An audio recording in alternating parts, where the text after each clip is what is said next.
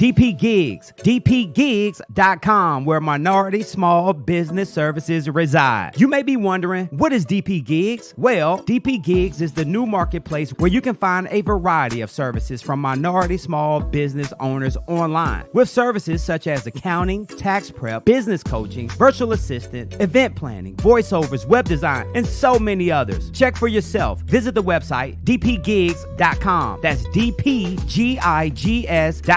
Now, by using the variety of minority small business services at DP Gigs, you will help keep dollars in Black and brown communities across the United States. It's easy to get started. Visit the website and search the fantastic minority small businesses that can perform the services you need at dpgigs.com. And yes, they get the job done. Check out the website, dpgigs.com, where minority small business services reside.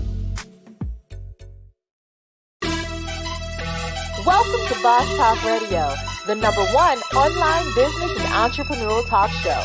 Brought to you by Elite 8 Tax and Financial Services. Boss Talk Radio, keeping it real, yeah, that's for sure. I said a Boss Talk Radio, here for your needs, we'll crack the code. He the boss. He gon' fix your situation like there ain't no time for wasting. We ain't playing when we saying he the boss. And if you ever have a problem, he gon' show you how to solve it. Listen in and he'll show you he the boss. Here's your host, the Texas Tax expert, George Dandridge. And your new co-host, the financial trailblazer, Sharita Humphrey. Crack the code, he the boss. Hey, welcome to another episode of Boss Talk Radio, the Business Operations Success Suite. We have a very special guest today, and his whole business model just aligns with the purpose of the show. And we were talking for a good bit backstage before the show, so we're really excited to have him on. I wanted to touch on something before we do that, but before we get into all of that, how you doing, sis? Hey, a happy new year. Is it? Yes. I know. It's going by fast already, right? I know. Wow. Congratulations on making mom debt-free. Yes. Yes, she is so excited. She had no idea. She decided to call me on Wednesday and told me she had one debt left. So talked to hubby, and we just decided that we were going to start her new year off by eliminating the last debt that she has. So she is officially debt free.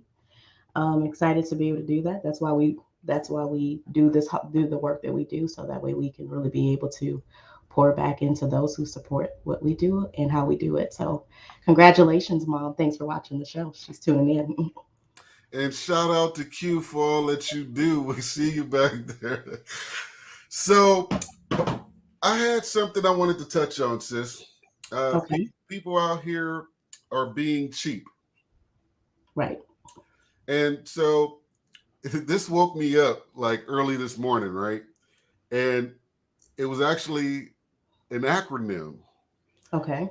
And so, and I'm gonna type that in on the screen, or you can type that within on the screen. Okay, I got you. The acronym. It's cheap. Consistently having excuses about participation. Ooh, that's deep. Too many people are being cheap today. And, you know, it was interesting. I was talking to our guest backstage, and the level up behaviors that are necessary does not allow you to be cheap. No. You know, you have to invest in not only yourself, but your business, your processes, and also your self-development. I think that there's this thing going on where people tend to feel like they've arrived. Okay, I've gotten the LLC form, they got the bank account or whatever, website's up, I'm moving along, or what have you, and just think they're going to draw quality people out of the woodworks. And they don't bother to develop themselves any further than that. Right. Stop being cheap.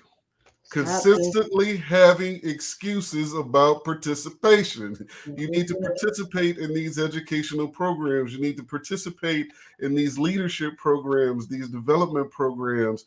And there's so many free resources out here is ridiculous. But what I do know is that I won't hold you to that because they're not always available, or Right. I'm not going to say always available. They're not always widely known. So a lot of times these things will exist, but you're not privy to it. Part of that is you need to change your circle. You need to change what's happening around you because conversations are different at a different level. It just is. I'm sorry. It just That's very true. And so when you start to be around people that are having those conversations, you get exposed to, these different things. And if your conversations, you find yourself in a room where you're kind of dumbing conversations down, it's time to go. You in the wrong room. Right. Or if you're the smartest one in the room. Right. So we're going to take a quick break. When we come back, we're going to get into that trailblazer tip.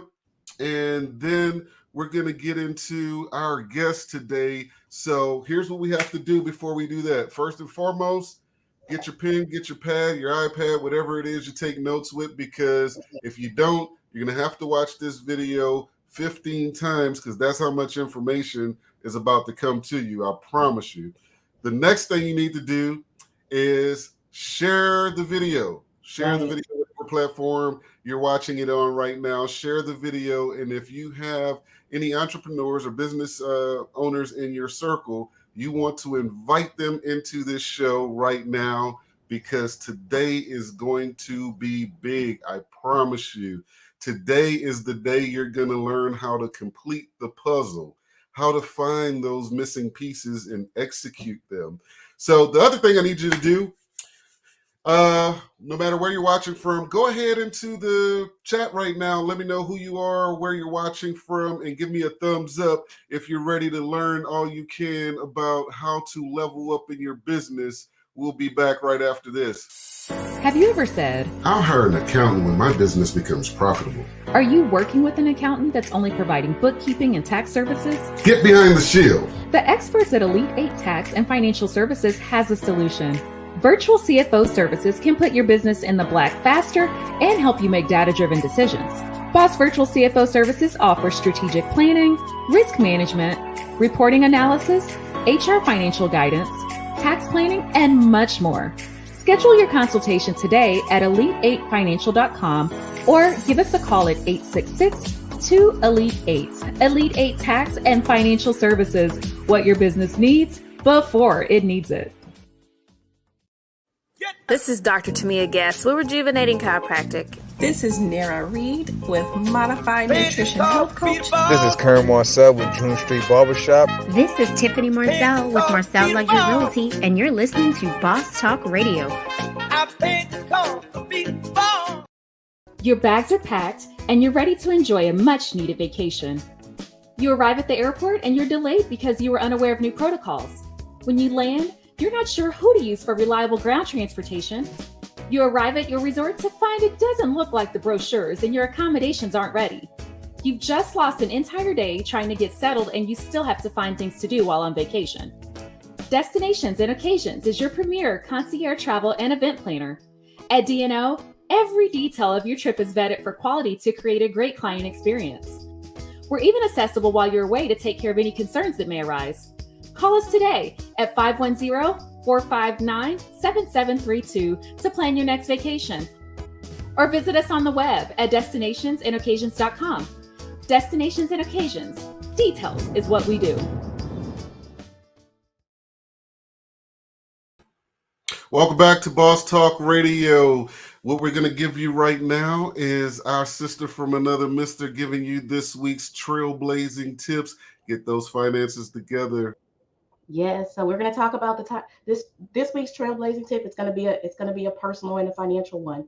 Your relationship with money has a direct impact on your financial outcomes, the lifestyle, physical and mental health. So money is not the end all be all, but we certainly need it. Let's be clear. We all have goals. A lot of them are tied to finances. We want to be able to create wealth, but we need to be able to understand, like I just said, some of the things that we want to be able to do is tied to finances, but money's not all the things. We have to really be able to understand and have a better relationship with money, because my brother here just mentioned that a lot of times we're not participating in certain things because we're being cheap. But is it that we also need to understand what our money personality is, so that way we can really have a deep dive and have a view on how we and where we spend our money. So we will leave some links on there. So I want you to know your money personality. And as somebody who was a former money hoarder, yes, I used to hoard money because I came from a background where we didn't have a lot of it. But I had to let that go because I couldn't participate. I was being cheap. I couldn't participate in certain things, which kept me out of certain rooms. But if you're struggling with finances, it's time for you to really be able to boss up. It's no time to, like the presence, to really be able to get a budget in place. I know I keep talking about budgeting, but it is a key paradigm for you to be able to really get back into control of your financial household. So with that, I will share some links in there what you can do to be able to get access to a budget. I'm going to share my money and life guide because I want you to get have a handle on your money and your life. But we can do this and still be bosses. With that, George, let's talk about this thing, because I like this cheap. I do have some people in here that saying they've been cheap and they want to be able to know how they can start to participate, and not feel so scared to invest into themselves. I think a lot of people, brother, are cheap because they're scared to invest into themselves because they have been burned by someone, or they've been the person who've mismanaged what they had, thinking that they were going to be able to buy themselves into certain opportunities or rooms. Well, I will tell you that to start with, we don't want to try to buy your way, per se, into a room. What you're doing when you're investing into yourself is positioning Right. yourself to be in a room. Not quite the same thing. And so the other part, can we can we talk like family right now? Can we have a family Right. conversation? A family meeting. So Right. the thing is that we're always talking about faith, having faith and whatnot, and then we don't seem to want to operate in faith. That part seems crazy to me. So what I found is that if I believe that I'm never going to be left alone, I can make these kind of commitments, and it may get uncomfortable. I think our guest today will probably tell you that when you're getting a little bit uncomfortable, you're growing, so it's not easy. And if nobody around you hasn't done it, then it's a little bit harder for you to process because you don't know what that looks like. So you can be the first. I'm not telling you something from a place I haven't been, because in fact, we were talking backstage a while ago. We were talking about making the transition. This is a perfect segue because that's what it's really all about. We were talking about making that transition from being self-employed to being a business owner and what that really looked like, and then from being a business owner to actually becoming that entrepreneur that you dreamed of or that you set out to be. And it's a process. It doesn't happen, just at the click of a finger or a decision, because what you do to get yourself started, if you've ever followed Boss Talk Radio, you listen to me, I tell you in a minute, hey, I don't do excuses. Let's make an adjustment. And I'm big on, bootstrapping a start. But you can't stay in a bootstrap place or a bootstrap mindset, once you get that thing going. Once those wheels are actually turning, you have to start to make the investment. So somebody give me a thumbs up in the audience if I'm coming through clear, because I just got a indicator that my Wi-Fi went slow. So if I'm dragging or something, let me know. It's a little bit, you're dragging just a little bit. Okay, so when we go on break, I'm going to switch over to another Wi-Fi because I was actually uploading the video. That's probably what was taking us a while. But yeah, so if you're out there and you're in the comments, that's what not being cheap means. You don't want to consistently have an excuse. I promise you, if you do everything that you can do, by the time you run out of stuff that you can do and need help, the solution, the methodology, it's going to show itself. It's going to be there or what have you. So did that kind of answer that? Right. It did certainly answer that. Yeah, certainly did. Your internet's running a little bit better. And you definitely can't do that without a budget. That's like trying to drive in an unfamiliar place without a map or a GPS. It doesn't work. Right. So you have to have that accountability in place. But with that said, I want to introduce you guys to someone that I admire myself. I've watched his work. He hails from Baton Rouge, Louisiana, where I went to college at. So that was a automatic connection for me. And we got to spend a little time talking before the show. So I know you guys are in for a major, major treat. So once again, share the video, get yourself ready to take notes, and we're going to introduce Mr. Terry Simmons. And I think that's really what differentiates my organization from others, is that we're not just saying come get a website, come get some content. We're saying come get a business model, come get systems, come get processes, come get strategic plans, and also come and get the branding. But if you do one without the other, it's not going to work.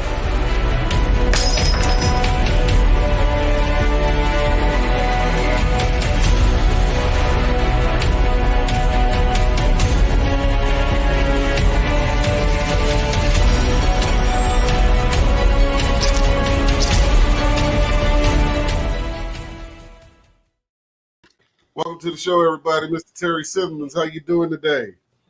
What's going on, brother?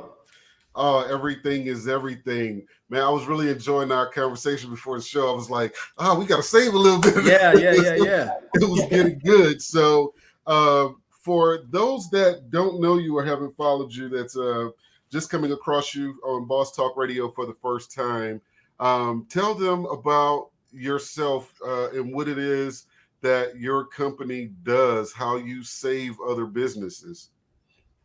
Yeah, so T. Simmons and Company is a brand development, organizational design, and workforce development firm. So we pretty much have two sides of the house. And I would imagine that the majority of the viewers today are, down the road, because obviously this will be on multiple platforms where they can view it at their leisure. But I would imagine most of the viewers are small to medium-sized business owners. So when it comes to small to medium-sized businesses, what we offer is holistic. So entrepreneurs show up at our doorstep at whatever point they are at in the progression.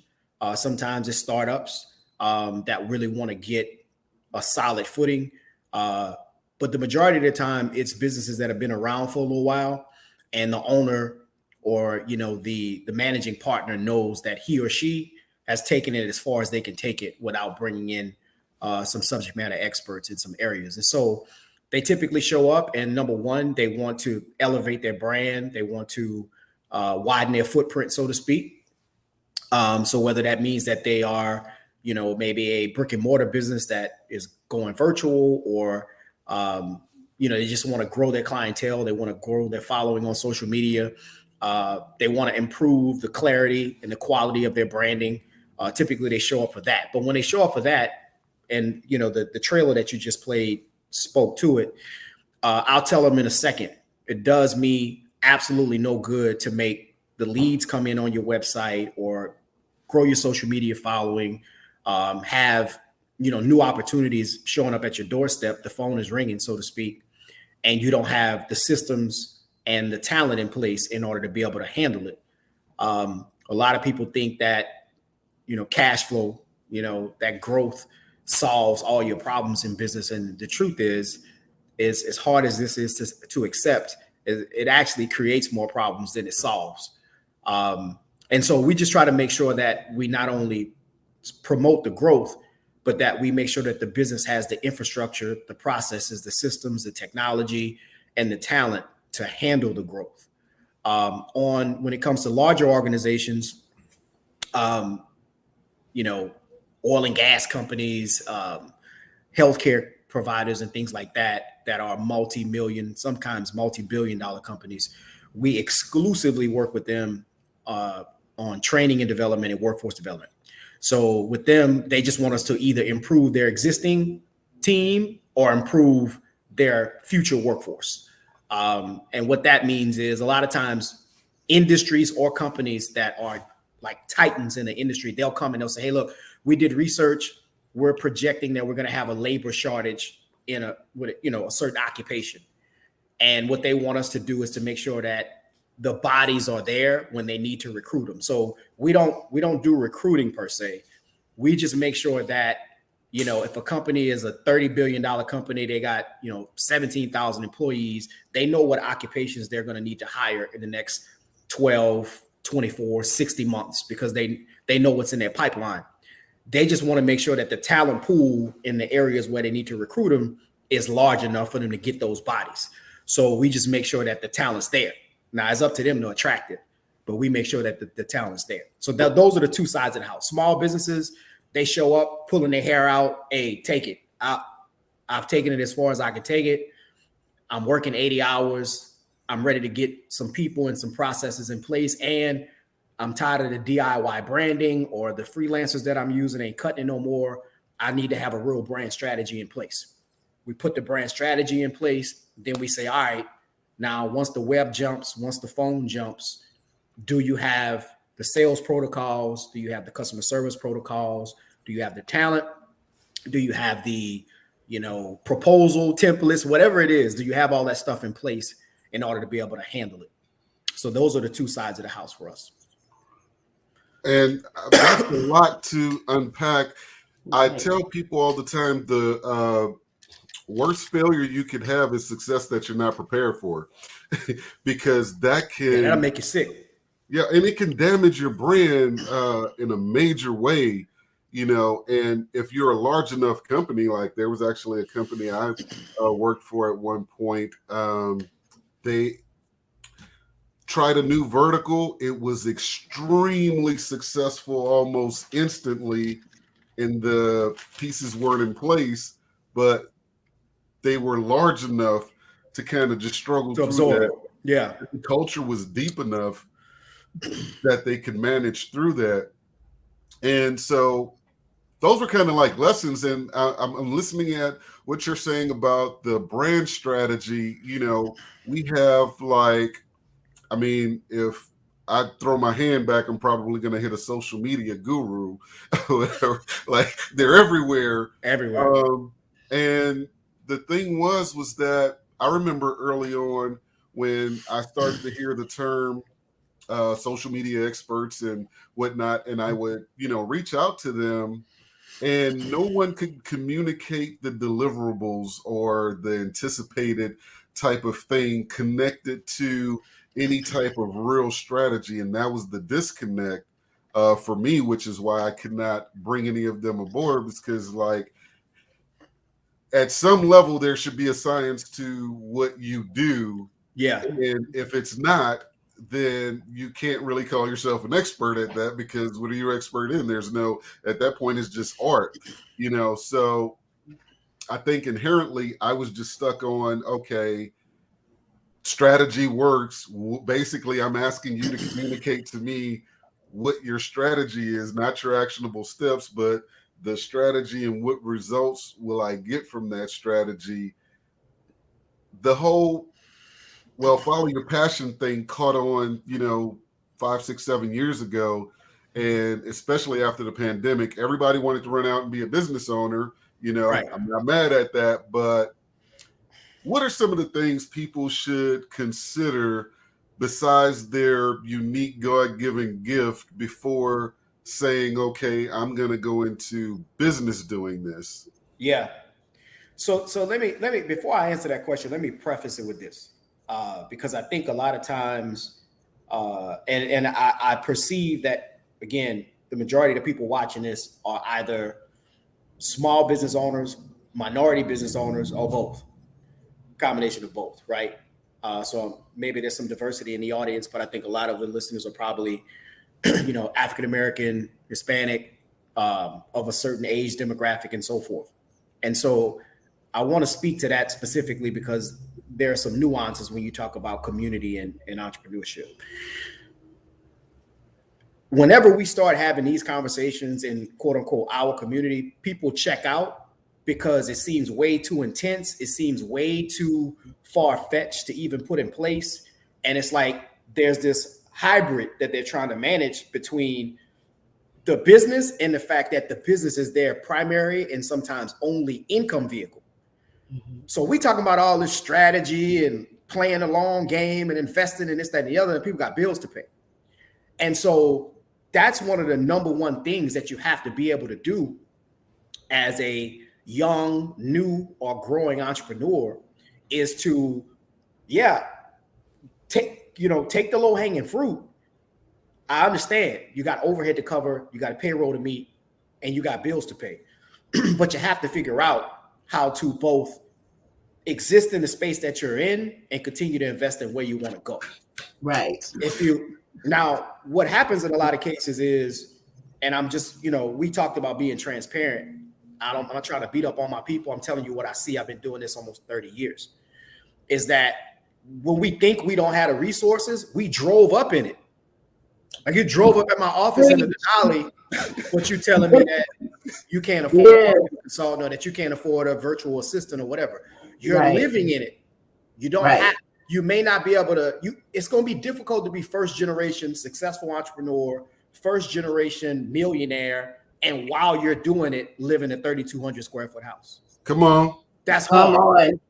You might have to do the 1,800 square foot condo. That's going to be a lot more manageable for you. You might have to drive, the Explorer instead of the Denali and take those resources and reinvest it in both yourself and your business.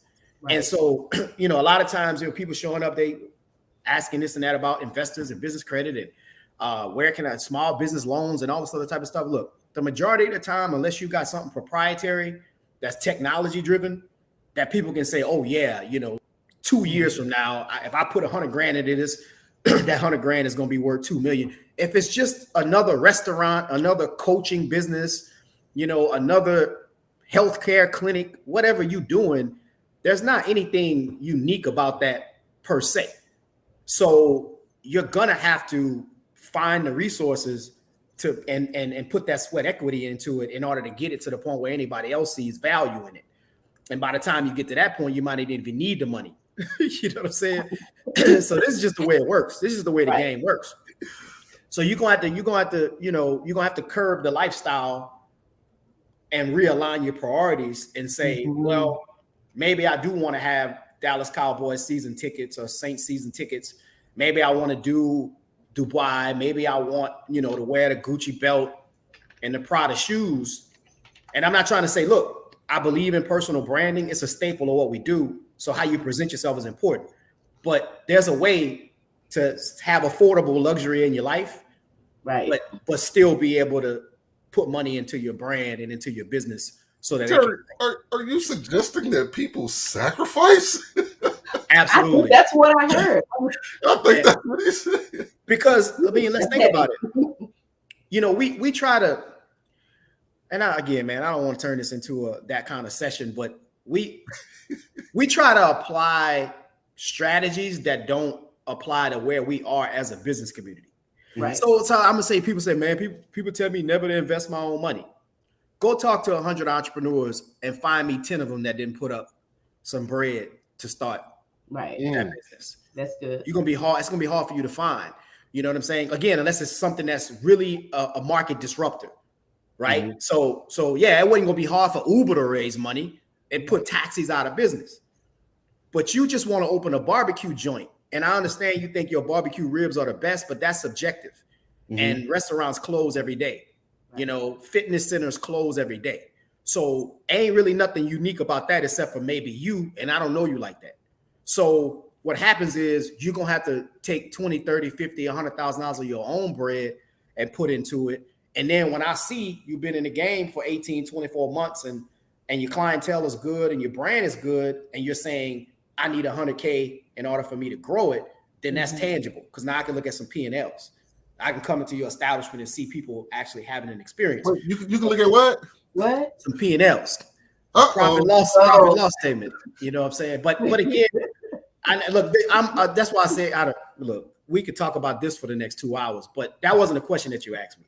No. I don't even remember the question that you asked me. You're amongst friends here. but that's really where it starts, is taking a step back and saying, now that goes back to what you were saying a second ago. And again, you was telling people to take notes. I think everyone should ask themselves this question. Somebody that I respect immensely said, you always plan to the end, right? So I like that. You start with the end in mind, and then you reverse engineer that outcome. So if you just want to be self-employed, then be honest with yourself about that and understand the opportunities and limitations that's going to come with it. But you're not going to be able to behave like you're self-employed and tell me that you want to build a business, because those things are dramatically different. When you're self-employed, it's just what it says. You don't necessarily have to answer to a manager or answer to a boss per se. I mean, your customers are going to be your boss, but at the end of the day, you get to kind of set your own schedule. All right, you want to make $100,000. Maybe you got a couple people around you that freelance and help you out. You got some automation around you. Maybe you might gross $150,000. You take 100 of that home. It affords you whatever lifestyle you want to live, and that's just it. The risk associated with that is obviously when you stop working, the money stops coming in, right? So there's a risk involved with that approach. Now, if you tell me that you want to actually grow a business, then at some point, the people and the systems become bigger than you, and that business can function in your absence. Now, you may still have an operational role. You may still be the chief strategist. You may still be the primary salesperson, the general manager, whatever. But if you don't show up to turn the key, the business will still operate, right? Mm-hmm. So that's when you know that you own a business.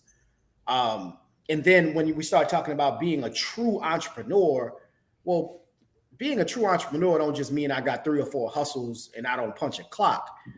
When you get to where you are really an entrepreneur, it means that your money is working for you. So in other words, if I own 1 Subway and I'm a general manager, I'm a business owner. If I own 23 Subways and I got a general manager in each location or a regional manager that reports to me, then I'm a business owner, because I'm looking at P&Ls. I'm making informed decisions about where I'm going to open the next one, how to move money around, that type of thing. And so, but again, like you were saying when we were talking backstage, it's like that's a hybrid to us. It's all the same. We just use it as interchangeable terms: business owner, entrepreneur, self-employed. We think it's all the same, and it's really not. And look, there got some people that I know that they just want to be self-employed, and there's nothing wrong with that. I know some very successful real estate agents, for example, that they don't want to manage agents. They don't want to have a brokerage or a firm or whatever you want to say. They just want to sell houses, get their commission, have a network of appraisers and, and this, that, and the other that they maybe refer business to. They make their $180,000. They pay their taxes, 30%, whatever, and they do it again next year. They can still retire a millionaire, because if they're putting that money in the right places, then they're fine. But they don't want to manage people. They don't want to manage systems. They don't want to train anyone. They just want to sell houses. That's fine. Someone that's a graphic designer, that's like, I just want to build websites in my pajamas. I want to design logos. I don't want to do all the other stuff. $120,000 freelancer, pay some taxes. Nothing wrong with that. But once you say you want to be a business owner or an entrepreneur, then what happens is that's rooted in self-deprivation until the business becomes big enough to be able to take care of both your personal desires and its own needs. And that's hard. You know what I'm saying? So I know I kind of went on a rant on that, but if you could live on $70,000, then live on the 70, Don't rob your business and pay yourself 120, 140, 150, and then show up at George's doorstep saying, I need, tax planning, or I need a contract CFO, but I can't afford to pay you, brother. You was at Bayou Classic. You was on. I mean, I'm just being for real. Like, you gonna make people think I'm trying to be antagonistic, George. I'm not. I mean, I just see it play out all the time. We're gonna take a quick break, and when we come back, Terry's gonna talk to you guys about what business strategy really means, the different components of a holistic strategy. And if you're interested in being a business owner, what that would look like for you to go from this place to this place. Because we don't want to just tell you okay, it's this, but we want to give you some actionable steps that you guys can kind of look around, some questions you can ask yourself about what this will look like for you, and then start to consider the investment. And if you think you don't have the money, we were talking backstage, and what we were saying was oftentimes cash flow is not the issue. Cash mismanagement is. Right. And if that's the case, you need to get with Sharita right away. We'll be back right after this. Did you know the IRS just hired more than 50,000 new agents? Most of these agents specialize in collections and are mandated to audit small businesses and increase collections on individuals. IRS notices can be intimidating, but waiting to act could cost you your valuable taxpayer rights. Don't try to handle the IRS alone. These agents are trained to track you into agreements designed to collect as much money as possible. Don't pay thousands of dollars to a marketing company claiming to be a tax resolution firm. Get behind the shield. The enrolled agents at Elite 8 Tax and Financial Services are experts at tax resolution, protecting taxpayers' rights, and are federally licensed to represent taxpayers before the IRS. Elite 8 Tax and Financial Services has the knowledge, skill, and experience to assist you with audit representation, liens, levies, offers in compromise, innocent spouse relief, wage garnishment, back taxes, and more. Don't lose sleep, time, or your rights as a taxpayer. Make your appointment today at elite8financial.com to schedule a consultation and get the IRS off your back. Get behind the shield.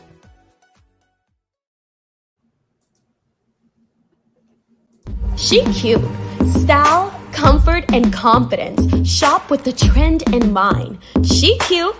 Get the latest styles in outerwear, tops, jumpsuits, hats, and accessories. She cute. Shop from the comfort of your own home with confidence and quality products, hassle-free exchange, and free shipping over $65. She cute. Visit us online at SheCuteBoutique.com to shop our new fall collection.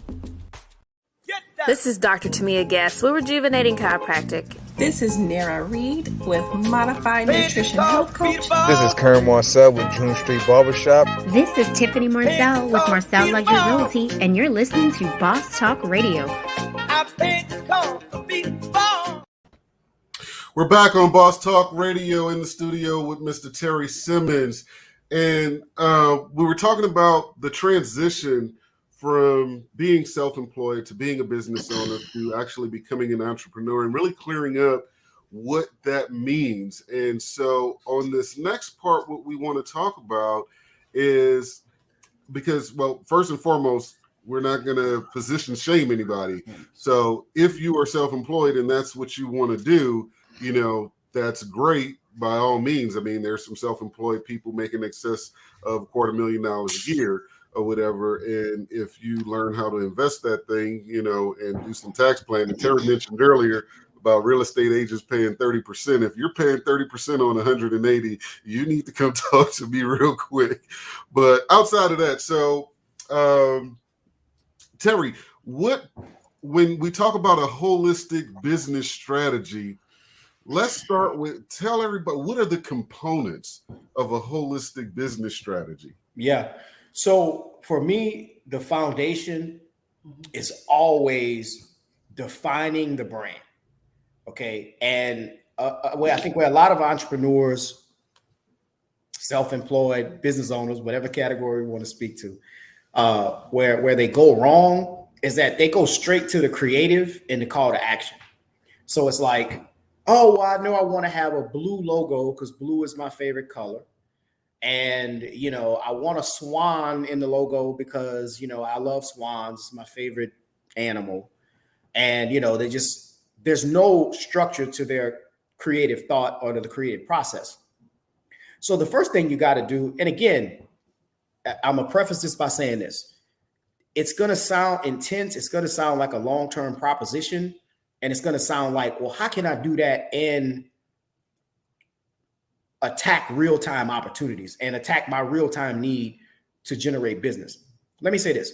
There are multi-billion-dollar companies that all of the pieces of the puzzle that I'm going to talk about right now, they got almost unlimited resources and they still don't have it figured out. So I don't want any of the entrepreneurs that's listening right now to feel shamed or to feel like this is too intense or that it's going over their heads. There are some entrepreneurs out there that are much further along in their progression than I am, and they know way more about this stuff than I do. And, you know, so I don't want them to feel like they're deficient or that they're incapable of doing what I'm describing. But going back to it, you got to define the brand. So what does that mean? Okay, so it starts internal. Okay, what are the values of the organization? How are we going to convert those values into a brand story, into a brand message? Okay, well, how do we go about framing that? Well, we got to think about our target market, because there are millions of coaches, there are millions of restaurants, there are millions of fitness centers, there are millions of, you know, life coach, whatever it is that you do, online boutiques, all y'all got access to the same products, right? So what's going to differentiate your brand from the next brand is going to be the brand story and the brand values. That's where really what creates our connectivity to brands that we consume. That emotional connection, majority of the time, has to do with the brand story. I mean, we're not going to sit here and act like the quality of the craftsmanship of Nike is so much better than Reebok or so much better than Adidas or so much better than, Under Armour, that they should have the amount of market share that they have. What Nike does better than all of its competitors is tell stories. They've been telling us to just do it and inspiring us, you know, at this point for, 40, 50 years. And so it's one of those things where on a smaller scale, you're trying to do the same thing. You're trying to take the values of your organization, your brand story, and you're trying to break that thing down in a way that will attract and engage and inspire and empower an audience. And it doesn't matter what the nature of your business is, because sometimes people think, well, I'm in the trucking business or I'm in healthcare. That doesn't apply. That's not true. It's applicable to every business. Okay. So you got to get in a room and first of all, define it. Like, what's my values? What's the brand story? Well, in order to do that, you got to think about the graphics, right? So you got to think about the demographic that you're targeting. And then that demographic has a certain psychographic, like how do they think? Where do they live? Where do they work? Where do they play? Where do they pray? And you start to get a profile, a makeup of what your ideal customer is. Now, don't get me wrong. You're going to have customers that are on the peripheral, right? I mean, who Gucci is targeting and who consumes Gucci largely may be slightly different, but that target market is what kind of sets the standard, right? And so you got to do the same thing for your business. And when you do that, what you'll realize is that you're gaining a much deeper understanding of who exactly are you talking to. So it's not just enough to say, I'm talking to African-American women. That's not enough. You got to drill down further than that, because African-American women are not a monolith, if that's the right word. There's diversity within African-American women, age, religion, lifestyle, family configuration, education, and so on and so forth. But a lot of times what we think is we don't have the resources to do that kind of research and that type of strategizing and thought work, but you do. You got more access to that information now than ever in the history of the world, because other companies are doing it for you. All you got to do is just go find the research that they've already done. And so it starts there. You got to really understand who you're targeting, how they think, how they move, how they live, and start crafting a brand story that is going to be engaging to that audience. The next thing that you got to do is that you got to make sure that you got the right business infrastructure in place. Okay. And a lot of times, again, when we say this word, people check out. We can talk about, social media marketing all day long, and you're going to have thousands of people tuning in, how to increase your followers, how to generate leads, all that type of stuff. As soon as we start to throw that word out there, we talk about infrastructure, we talk about financial systems, all that type of stuff. People check out because it's quite honestly, it's not the fun part of business. Like nobody goes into business to think about that stuff. You go into business because you're passionate about a product or service, and you think you can carve a slice out in the marketplace for yourself. But how far a business, I'll use this analogy. So the product and the brand part of it is like the exterior of a car, right? So we're looking at the rims, we're looking at the design of it. Is it aerodynamic? What's the color of it? Go on the interior, it got leather seats and all these different features. But the truth is that car ain't going nowhere if that engine under the hood is not working. So for a business, the engine is the infrastructure. All right. So first of all, it starts with, do you have the right legal structure in place?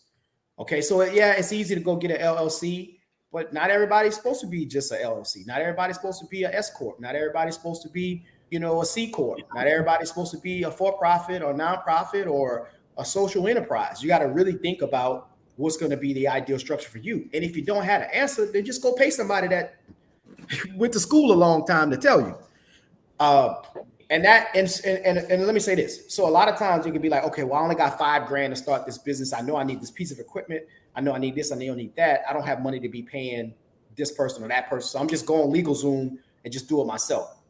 Early on in my business, before I really had the resources, if there was one unique characteristic about me, is that I understood that an investment in my infrastructure today was going to continue to pay dividends decades down the road.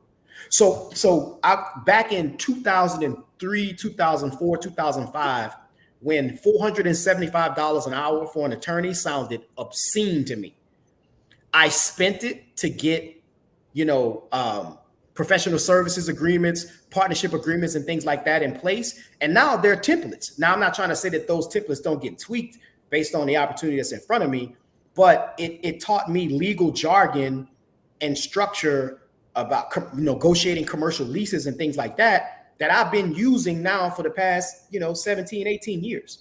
And so the point is, that goes back to what we were talking about earlier. If you don't feel the burn, then you're not investing deep enough. So you got to make that investment. So go find you an attorney, get on their calendar for 2 or 3 hours and let them advise you on the legal structure that you need.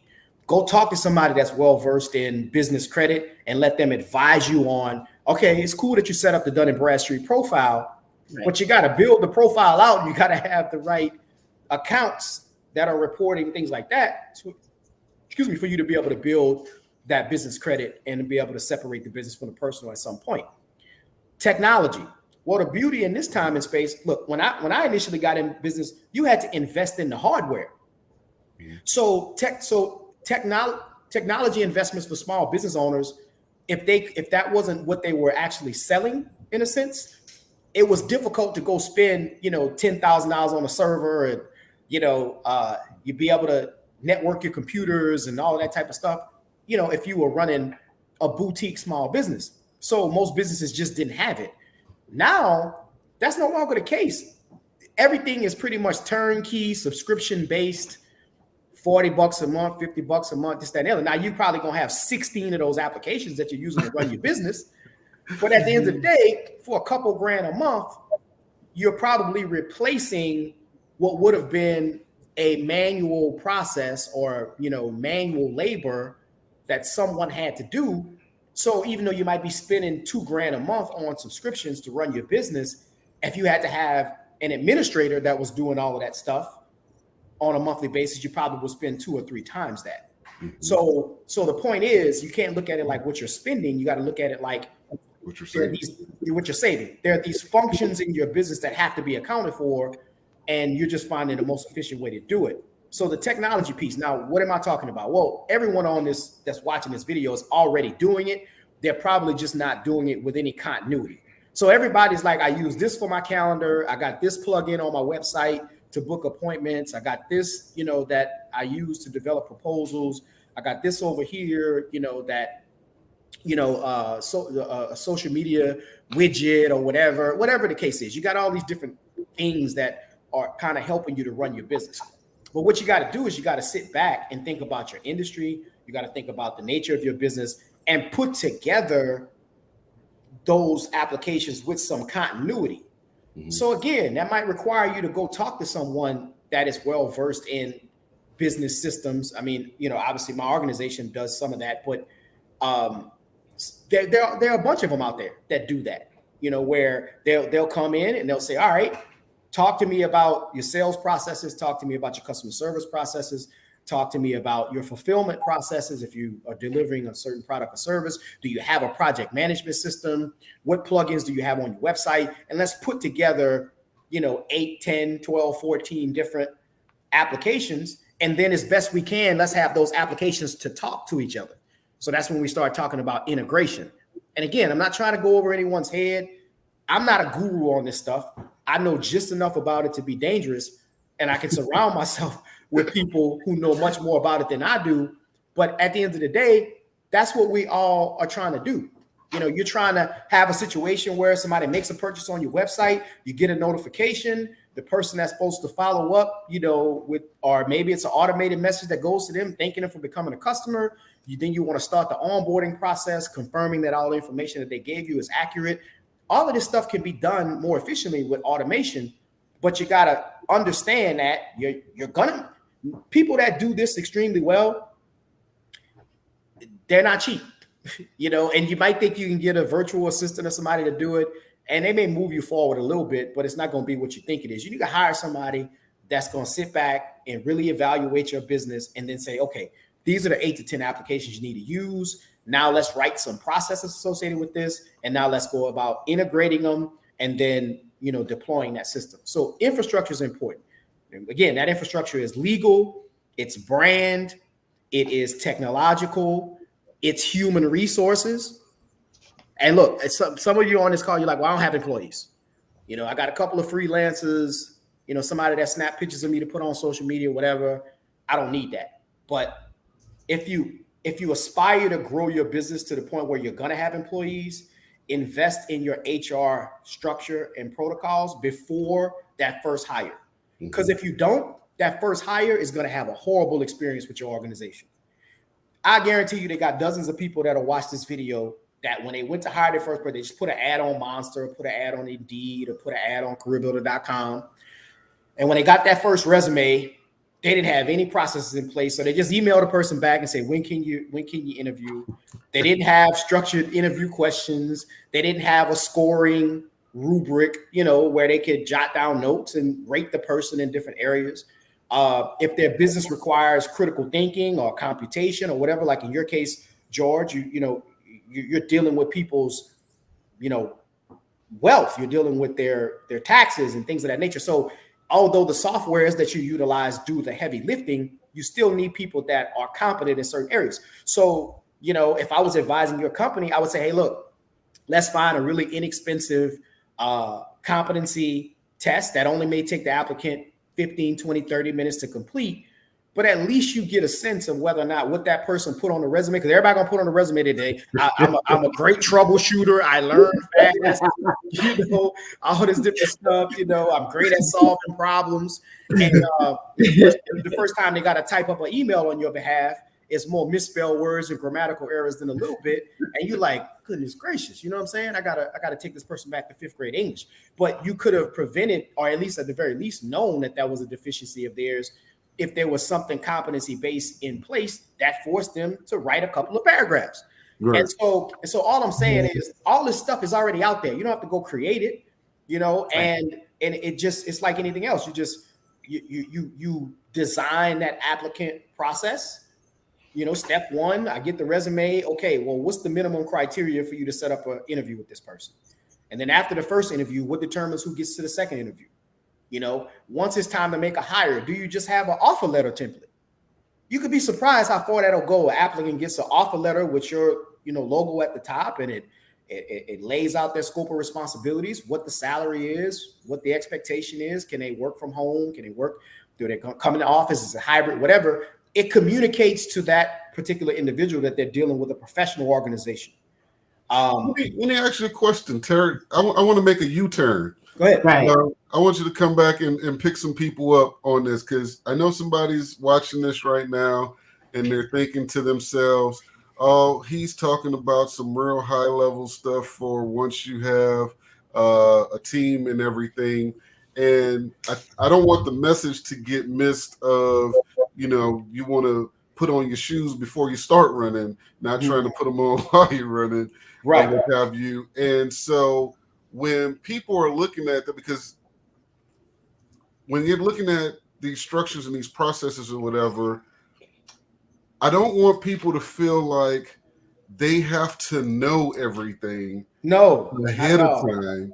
No. The community, and I think this is what gets lost when you were talking about, I know you were concerned with coming across as if you were putting people down or whatever, but that there's a real thing here where sometimes there's financial trauma or environmental trauma to where people feel the need to look like they're doing better than at least the people in their immediate circle. Right. And in the process, there's kind of a pride that comes along with that, where they don't seek out the help or what have you. But Sharita and I use the term ecosystem all the time. And the reason being is because we circulate so much money in our circles, it's ridiculous, and everybody can't get in, but when we have a situation where somebody presents value and they operate in integrity or what have you, then we're looking at them and like, hey, okay, we may have some people we can send to you, but we have our reputations with our brand and our clients that we just can't make, blanket referrals because we had a drink and pass some business cards. Right. So in that same spirit, you mentioned earlier the people that are, well, how do I pay my bills right now and then deal with this too? And I know somebody else is saying, well, how do I get that much time out of a day to, wear all of these hats, develop a HR thing and sweep the floor at the same time? Clear that up for make it make sense, as the young people say. Yeah. So I guess maybe 2 or 3 points when it comes to that. I'm going to reiterate something that we've already emphasized, is that number one, you can't be intimidated by the process, because if you are a true entrepreneur, you really want to grow a business. You want to have, strong revenue. You want to have a team. You really want to grow something that's bigger than yourself. The process that we are describing on this podcast is a lifelong process. You don't arrive at a point where you're like, whoo, I mastered it. It's the reason why companies do strategic planning and they revise things and, they revisit their KPIs every year, because this thing is always evolving. So the first thing you got to do is commit to the process ongoing. Whether you own a bakery, whether you own a gym, whether you are an automotive mechanic and you got a shop, whether you got an online boutique, if you're an online coach, if you're selling digital courses, it doesn't matter. The process that we're describing is just like working out. You can't work out really hard for 2 years and stop and then, live a long, healthy life. That's maintenance that you're going to do 4 or 5 times a week for the rest of your life if you're serious about it. It's the same thing with what we're describing. When we talk about improving your brand, improving your processes, improving your people, and all of that, improving your technology, it's going to be an ongoing process. Just get started. Start where you are. Start with the knowledge and understanding that you have, the resources that you have to invest in it, the people that you have around you. Just start where you are. It's like I said earlier, There are companies that have unlimited. There are companies right now that's doing $47 billion in annual revenue that do not have a talent management platform for recruiting. They are literally still managing their hiring needs in an Excel spreadsheet. Wow. I'm not telling you what I think. I'm telling you what I know. There are $300, $400 million companies that don't have a new hire orientation. Wow. I'm not telling you what I think. I'm telling you what I know. I'm telling you who I deal with. So for someone that is only doing 40,000 in revenue or 400,000 in revenue or 4 million in revenue, I don't want you to feel like you're deficient because you haven't addressed all this stuff, because you just started where you were. You probably are a practitioner that was extremely good at your craft. You are an attorney that can go in the courtroom and you know how to move, and you started a firm. Now you got 3 or 4 attorneys that are partners of yours or employees of yours, and now you're having to think about all this stuff. You know, we got leads coming from the website, we got this, we got that, payroll, this, that, and the third. And so it's an ongoing process. And we do this, like I do this for, and it's still like I got gaps in my own organization. And I'm always have gaps. Mm-hmm. But the point is that I understand those gaps. I know that they need to be addressed. I prioritize and I address it. And so the first thing is, don't be intimidated about starting. The second thing is something we've said repeatedly, is that if you want to grow it beyond you, or beyond you and your partner, or beyond you, your partner, and your administrative assistant, it's going to require an ongoing investment. Most of you that are watching this video, you don't come from money. So you're trying to be first generation, have a lifestyle. You're trying to be first generation, build a financial legacy. You're trying to be first generation, leave something behind. It's going to be difficult to do that and live an extravagant lifestyle early on in the development of your business. So what a lot of small business owners do is, because saying I'm an entrepreneur is a status symbol for a lot of people. So we think that it's a problem if you're an entrepreneur that's only, got a $50,000 salary. But when you was on your job that you left because you felt undervalued, you had a $50,000 salary. The reason why you had a $50,000 salary is because your operational role in that business, that's what it pays, $50,000. So then you can't go into business for yourself and pay yourself $150,000 for the same. Like you didn't get that much better just because you went into business for yourself. And so what happens is my next point is that we steal from ourselves. Ooh. Like a lot of entrepreneurs, we trying to watch our employees make sure they ain't going in the cash register. But the entrepreneurs themselves be the biggest thieves in their businesses. Where the collection plate? Y'all know what I'm talking about. You paying your kids' private school tuition out of the business account, and when you don't have it in your personal account, and you won't go, oh man, Georgia Bulldogs playing national championship game. I'm going to the game from Atlanta. I'm going to the game. You know what I'm saying? I got 50-yard line, but that wasn't in the budget. You just went and spent $2,000 on them tickets, right? And you didn't have it personally.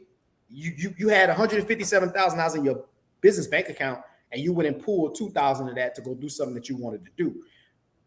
When you touch back on budget, that seemed to keep coming up, Yeah. And it's hard. It's hard, man. It's hard. Look, I know better. I know better, and I don't always do better. Do better. I'll give you an example. I bought my daughter a car when she graduated from high school a few months ago, and she would have been okay with a Civic. Mm-hmm. I went and got her a BMW. Mm-hmm. That was my ego. I wanted my daughter to have a BMW. Mm-hmm. I want baby in a BMW. She really just needed to be in a reliable vehicle, right? Well, not only the cost, but the cost of maintenance, right? And so, as an entrepreneur, that was an irresponsible purchase. My 18-year-old daughter didn't need a BMW. You see what I'm saying? Now, 90% of the time, I'm very, very, very disciplined when it comes to that stuff. Very disciplined. So for Christmas, for example, I didn't lie to myself and say, I just need to treat myself. I deserve it and all that type of stuff. My team gave me a list. Videographers and video editors gave me a list of equipment, a wish list of equipment. And there were 3 or 4 things on that list that I went and got. And that was my birthday. That was my Christmas gift to myself. I improved our audiovisual equipment, and that'll pay dividends. You know, that stuff will be good for a couple of years, and that'll pay huge dividends. I could have went and did something else. You know what I'm saying? That would have been much more stimulating to me, much more gratifying to me. But at the end of the day, you know, we needed the equipment.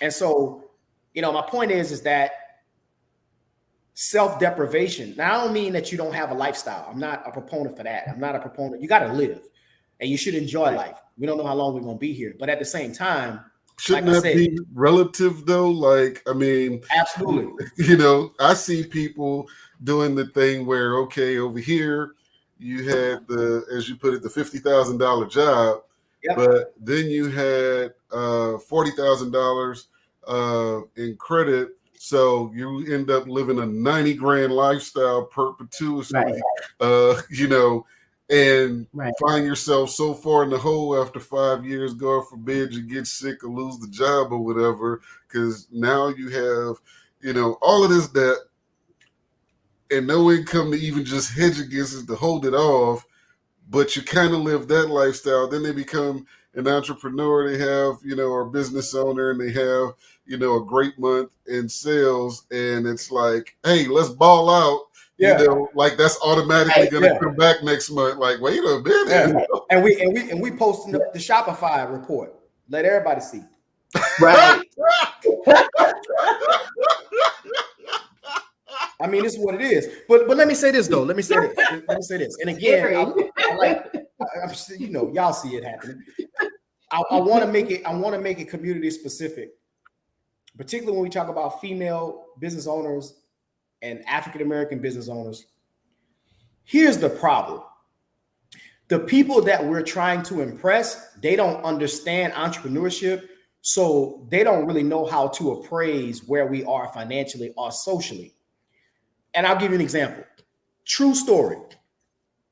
So, and the only reason why I stopped, I will eventually start again, but I stopped because of the pandemic. So from 2011 until 2019, I had club basketball teams that I sponsored every summer. Okay. Most of the kids, let's say if we had 15 kids per team, 9 or 10 of those kids were from challenged socioeconomic backgrounds. So they didn't have the resources to pay travel fees, uniform, you know, all this different stuff. Right. So my company was sponsoring it. We were paying for it all. Right. On an average, because I had a girls team, or girls club, and a boys club. And so on average, I would spend 25 to 30 grand per club per summer, okay, on traveling these kids to Houston and Dallas and, you know, Atlanta and Orlando and all. We staying in 4-star hotels. We're going to restaurants that they probably wouldn't have otherwise eaten at. I'm taking them on college tours. I'm doing all this stuff, and I'm going somewhere with this. While I was doing that, I was driving a Hyundai. I was driving. It was a hybrid.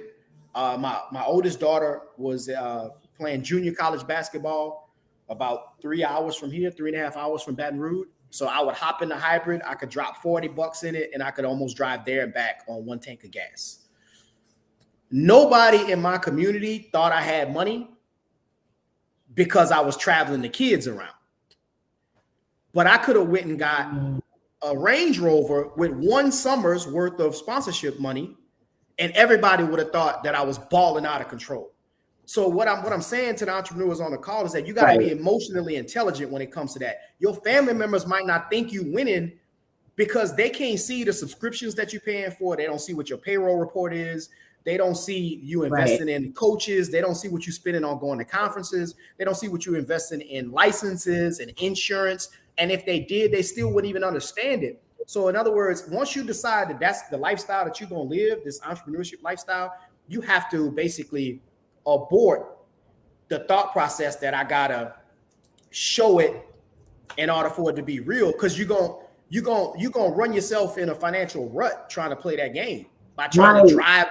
They want to see you drive, and you want to wear what they want to see you wear. Now, don't get me wrong. Some of the people on this call, they're in a lifestyle industry. So keep on buying Gucci and Prada and posting your travel pics because that's generating business for you. If you're in the entertainment space, if you're doing something where people expect you to live a certain lifestyle or else they won't do business with you, then keep on living that lifestyle because that's a business expense for you. But somebody that's got, a mental health rehab clinic, with 3 employees that's grossing $380,000 shouldn't be bringing a $200,000 salary home so that they can project to the community that they win it. They should be bringing an $80,000 salary home and putting that other $120,000 back into the business so that at some point they can step away from the business. And then that's the ultimate bad drop, as Dame Dash should say, right? But again, that might be a 12, 15. That was gold right there. Right. We're going to rewind button because I don't want to miss that one. Look, he just told you the key. He gave you the keys to the exit strategy. Run that one by him one more time because I don't want to miss that one. Well, so, all right. And I don't want to go too deep, and I've been guilty of this as well, right? So, and you know this, George, majority of our businesses will never be sold or transferred because they wasn't built for that. They're built around one person's skill set, around one person's personal brand. So it's an income vehicle for that person. And then they get to a certain point where they want to cash out, but they can't. And the reason why you can't cash out is because over the years, when you could have lived on that $80,000 salary and put that other $40,000 or $50,000 into your infrastructure, into your brand, into your people, into some succession planning. Like, all right, look, when I hit 55, I'm gonna check out, but I know I've been grooming someone, and that someone don't have to be your son or your daughter, by the way.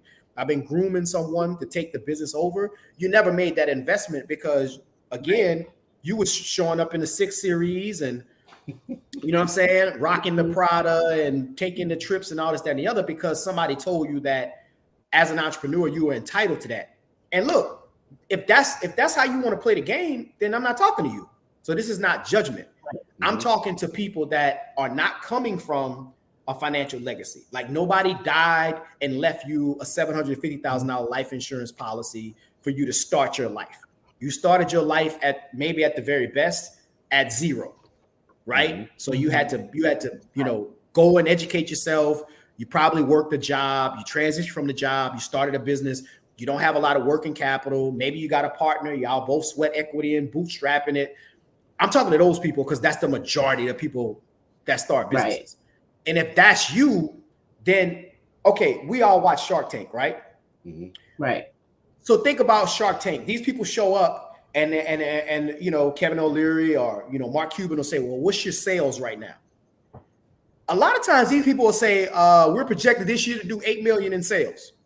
Now, right.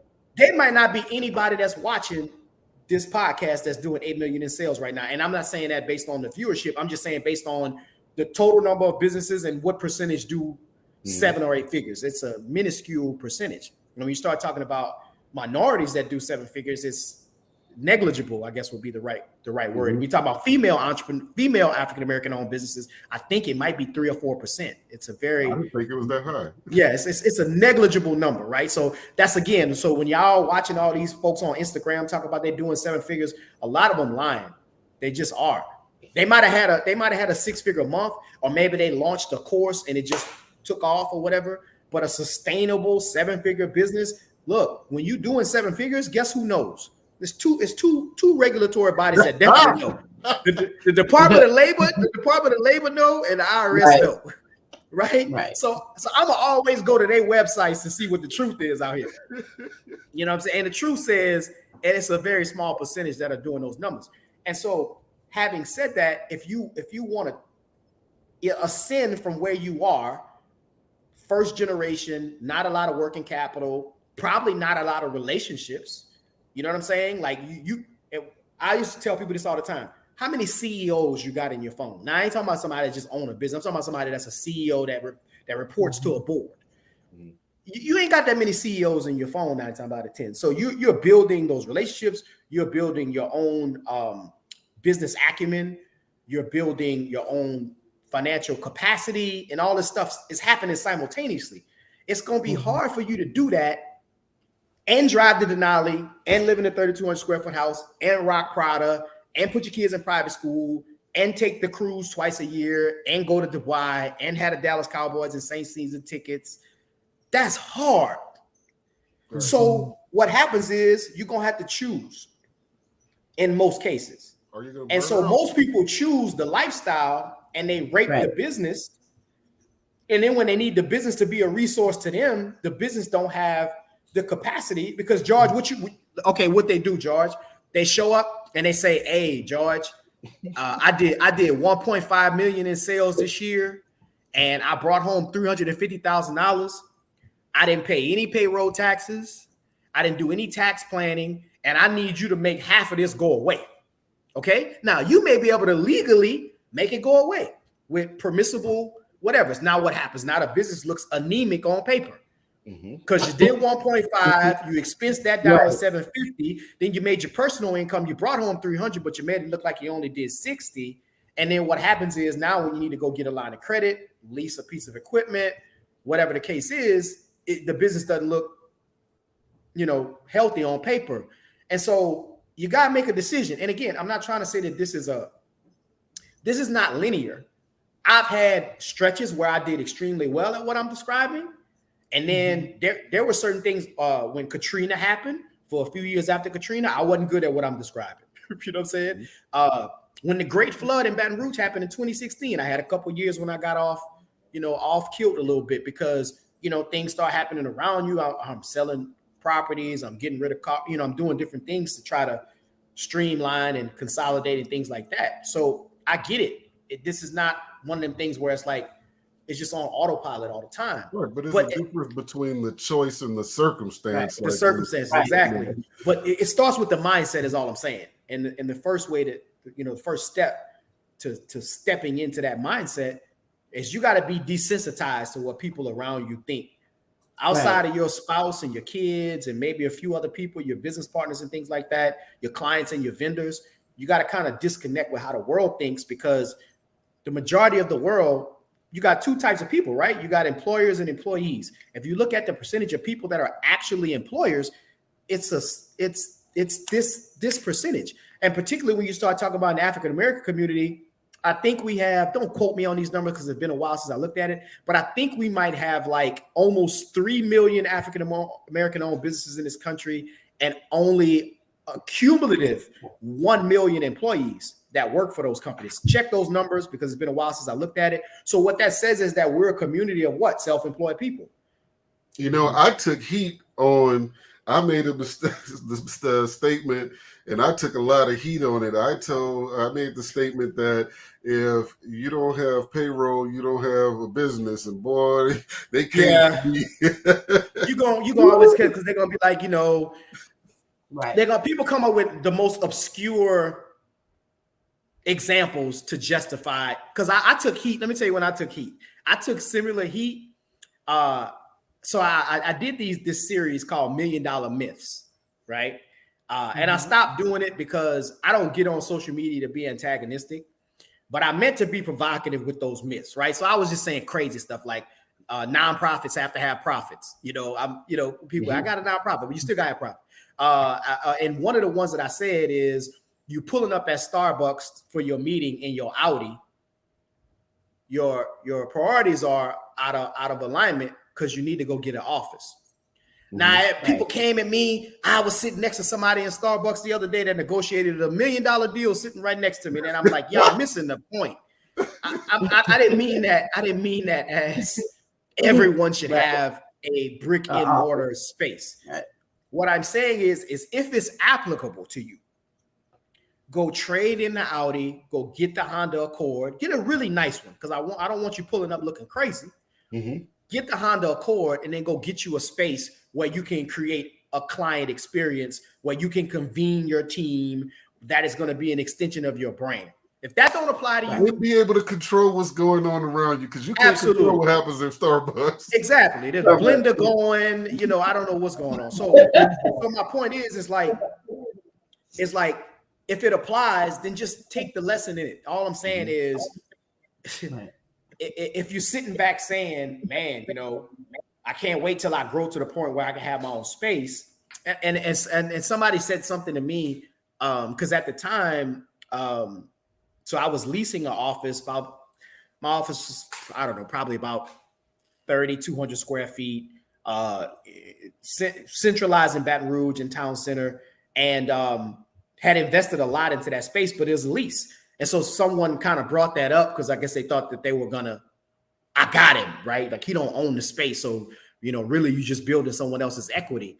And I said, the traffic count in front of that office alone and my marquee sign totally pays for having that space. Why? Well, contact Lamar Advertising and ask them how much it is to get a paper billboard, like one of the posters, right? That's a smaller billboard at eye level. You could easily in Baton Rouge pay $1,200, $1,500, $1,800 a month for one of those, right? Mm-hmm. And so my thing is the number of people that passed by and saw T. Simmons and Company, T. Simmons all day. A lot of times when I would meet people, particularly if they were from the region, they would say, "Oh, I passed by there all the time." So it was what? Instant credibility. Instant, yes.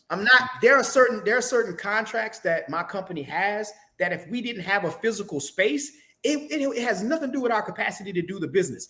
It's just that people want to do business with peers.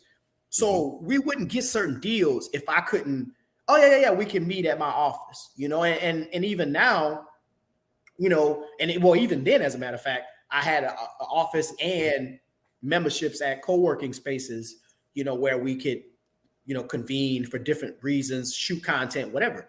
And I still maintain that because that's important to me. It's an extension of the brand. And so, my point is that a lot of times we don't want to hear the truth because it stings and it's triggering. But if it applies, then, just take the lesson in it. And the lesson we've talked about a lot, but I think the main lesson is if you want to grow a business, then you're going to have to be willing to allocate resources where you're going to get a return on those resources. And that return may not always be one-to-one, and it may not always be immediate. You may make that investment this year and it may pay dividends in 2024. But I can guarantee you the Gucci belt for most of you is not going to pay any dividends whatsoever. So Terry, you said a number of times you have to make the type of investments that's going to bring a return as it relates to your business. Sometimes when people are starting, they don't have the business experience. They just have whatever this gift is. Yep. What should they do to find out which investments they should make? Like I always tell people, you have to make data-driven decisions. Well, the data is in the bookkeeping and whatnot, but there's another component when you're looking at KPIs and everything. Yeah. How does a novice get into, what that looks like and how to find it? So I would say, just like you had to figure out where to get your licenses, where to get your certifications for whatever it is that you do, right? It's a lot more undefined when it comes to improving your business acumen because there's no business acumen school. You see what I'm saying? And so what, but if you go to, community college and study to become a LPN, if you stay the course, you're going to walk away with a certification that is widely accepted and you'll be able to go into that environment and utilize it. It doesn't work that way with entrepreneurship, right? And I think what happens is that a lot of people want to eliminate the element of risk from that process. But I can't tell you if you spend $4,000 going to a certain conference that you're going to definitely walk away with new relationships and information that's going to help to grow your business. But I can tell you if you don't go, that you're not going to walk away with it, right? And then the other piece, George, is that, and I see this all the time, people have such unrealistic expectations for what the return on investment should be on coaching or training. So in other words, yeah, I see a lot of people look for that one-to-one type of thing, not realizing a lot of these skills and exposures and whatever that you'll get, oftentimes it works like continuously and starts to open wider and wider and wider. And I don't know if that's going to resonate with the viewers, but so okay, I give you an example. If I say, hey, look, and which it's not, but if I was to say one coaching session with me is $5,000, right? Man, I'm not paying. You lost your mind, right? But I can almost guarantee. Now, the market can't bear it, at least not yet for me. So that's not how much one session with me costs. But I can guarantee you if I spend 2 hours with someone and they're really intently listening and they ask clarifying questions and they go implement what I tell them. Wait, that last part, that last one. Implementation. Education without implementation. Implementation. But okay. Let's just say if it was $5,000 to be able to log into this podcast today, right? Well, we probably wouldn't have anyone on.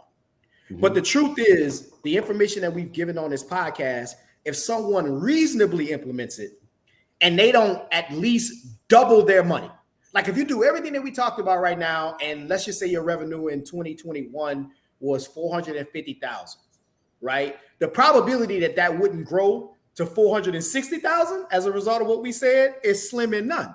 Yeah, right? Zero. It's zero. It's zero. So if you paid $5,000 and you increase your revenue by $10,000, you doubled your money.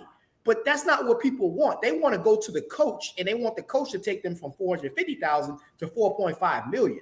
And that can happen, but I can almost for $200. Exactly. For $200 bucks.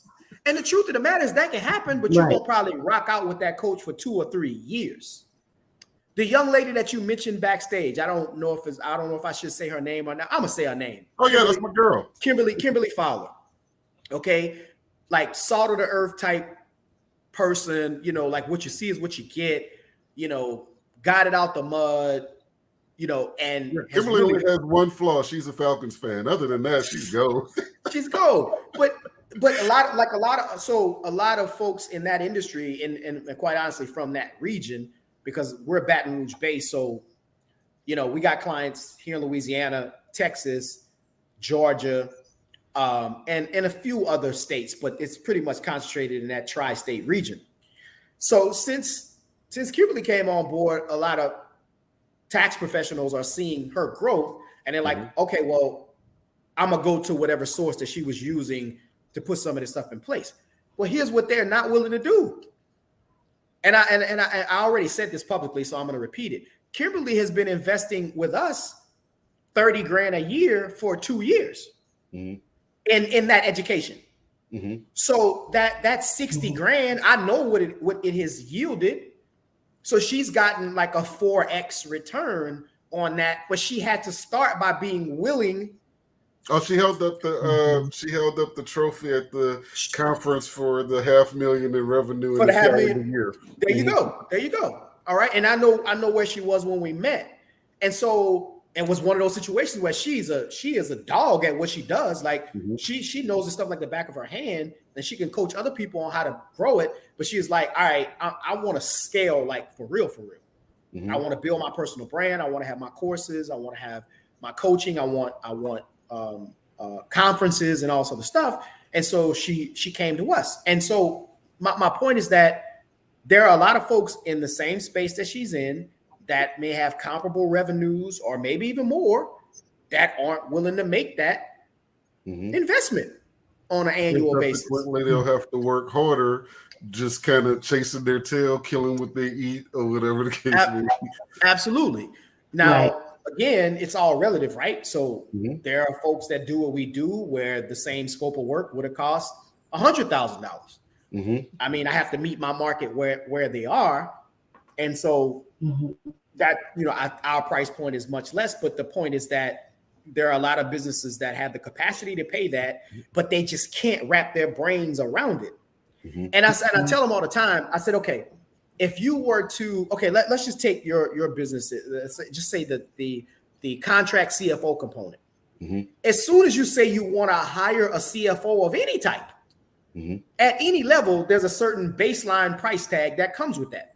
Now, when they hire Elite 8, they're going to pay a fraction of what they would if they hired someone in that full-time capacity, but they're going to get the same productivity out of what you're doing.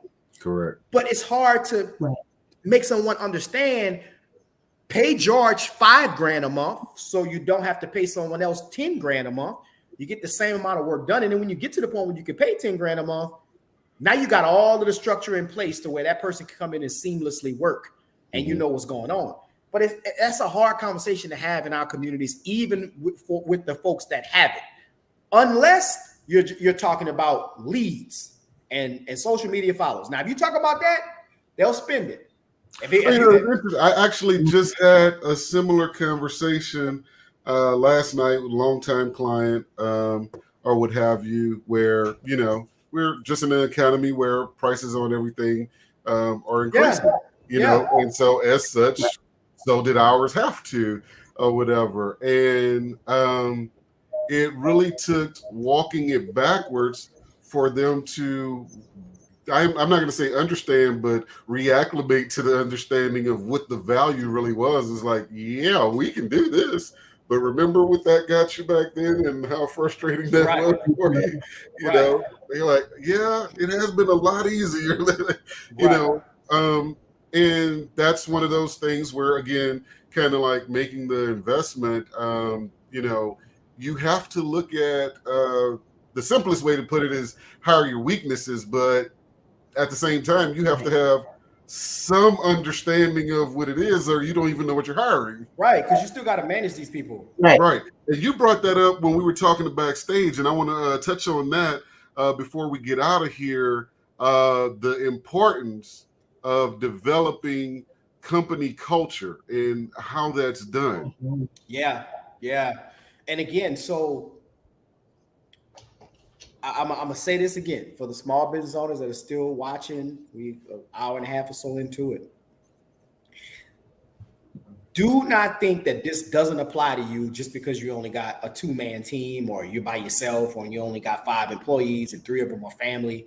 It is applicable regardless. Here's what happens. And this even happens in corporate America, right? So I'll give you an example. A banking client of mine, well, a credit union, regional credit union, they're across maybe 8 parishes here in Louisiana. And they were going through a rebranding process. They wanted to make sure that before they rebranded that they improved their customer service and they improved their company culture. And so one thing that we identified was that they weren't doing true succession planning and they weren't providing the type of training that people needed in order to become managers and GMs and things like that. So here's my point. Just because someone is your best teller doesn't mean that they're going to be a great assistant manager.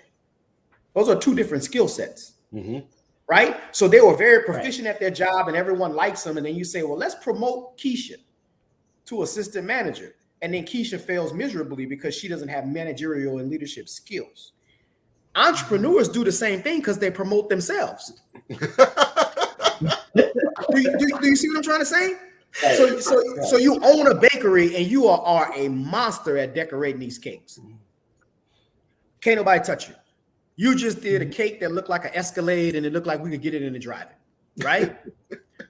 Then what happens is you get to the point where the orders are coming in, you got a 3-month, waiting list and all this other stuff, and you're like, I need to hire some other folk that got that gift and train them and this, that, and the other. Now your role in your own organization just changed from chief cake decorator to general manager. Well, as a general manager, now you got to motivate and manage these people. You got to render progressive discipline. When this person late, this person said something they had no business, this person leaked confidence, this person, right? And you don't have that skill set because you've never been in a leadership position before. But you're not investing in your own leadership capabilities. So now you unintentionally build an organization that has a toxic culture. And then you blame it on the marketplace. Man, you can't find good people out here. No, it's not that. Is that you're not providing a good employee experience. And so even though you are well-intentioned and you probably are very, of high character and things of that nature, and you're very knowledgeable about your industry, you never sat down and thought, what do you want the culture of your organization to be? right? Shouldn't that be up front before you get shouldn't that be one of the first considerations? It should be, but again, think about, okay, I'll give you an example. How many Fortune 500 companies are launching initiatives where they want to make their organization more willing and open to diversity? Good point. I don't think most of those companies were in the last 30 years. Those companies were not in the boardroom saying, "How can we be more discriminatory? How can we chase off minorities?" They weren't saying that, but the origin of the company might have been rooted in practices that were discriminatory, and so there's that legacy cost. There's that residue, right? So it's the same way with a small business. Like if you start out being unorganized, you start out you don't know how to talk to people. You're not paying people a competitive wage. The recruiting and onboarding and training process is unorganized. You don't have documented processes and things like that. You don't have a reward system in place, even if it's just telling people thank you. I'll give you an example, and I got a couple of my team members that are filming right now, so hopefully they'll agree with it. But one thing I try to do is whenever we're moving around, if we had a shoot or if we traveling to another state to capture content and stuff like that, a part of what I try to do that's a way of me showing appreciation is that we always have really nice accommodations, and we're going to always go to really nice restaurants and things like that, and it's on the company, right? Now, does that eat into our profits? Yes, but I would like to think that if I take a 32-year-old creative to Atlanta or to Houston or to Dallas or to Philly or whatever, and they're like, man, we was in this really cool Airbnb, and we ate good and we moved around a certain way. Last year I bought a Mercedes Metris because we're always traveling regionally with a bunch of equipment, a bunch of people. So as opposed to us just renting a vehicle or people driving their own vehicles, I got a Metris because it's a luxury van, and I feel like it makes our travel more comfortable. So my point is, it makes sense. And so my point is that you think through these things and consider how you want to frame your culture. You come into our physical spaces, everything is orange. It's orange everything, right? Orange mentality, orange. I got orange in my logos. I wear orange a lot. We got orange pillows back here, orange, right? Well, it's not because of the color. A lot of people think it's the color, but it's what the color projects. It's the psychology behind the color. We ain't got time to get into that.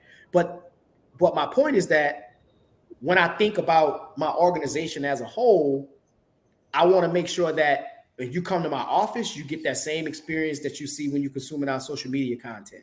We got an orange Keurig. We got orange drinks in the refrigerator. We got orange artwork on the wall, XYZ, right? So our physical space is the personification of the culture that we want to drive. Then when you interface with my people, I need my people to be not necessarily like me because I want them to be diverse. And we look like the Rainbow Coalition in my organization. We got, gender, race, ethnicity, you name it. But at the end of the day, there are certain characteristics about all of us that are consistent, just like core values.